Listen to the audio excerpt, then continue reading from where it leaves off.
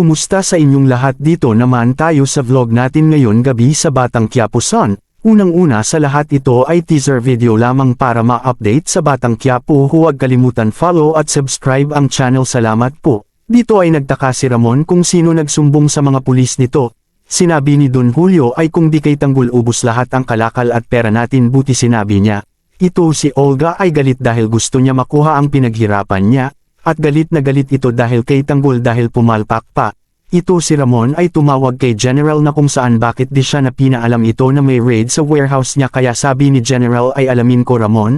Dahil dito si Ramon ay nag-isip na si Edwin ang pakana ito sa mga pulis. Dahil dito ay tinawagan ni Ramon si General kung may Edwin mag-uiba ba na huli sa raid. At ayon nag-mugshot na sila Edwin at ang mga kasama nito sa kulungan.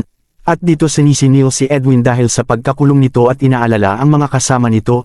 Si Olga at Don Julio ay nag-usap nito dahil sa pamilya ni Edwin. Dito kinumusta ni Ramon si Tanggol sa pagkatama ng bala nito. Sabi ng doktor ay okay na nakuha na ang bala nito, pahinga na lang.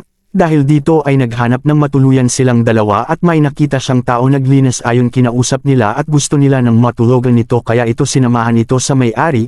Ito si Ramon ay galit sa pangyayari nito. Nag-usap ang mag-amang Don Julio. Dito tinawagan ni General si Ramon kung saan ay positive ito na may Edwin Dimagwiba nakakulong at nag-alala si Ramon baka ikanta ito.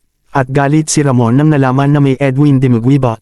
Itong mag-asawa ay nag-usap na kung saan ibenta na lang ang resort dahil walang customer at lugi na sila, pero itong asawang babae din ang hina ng loob dahil meron pa ayon sa asawa.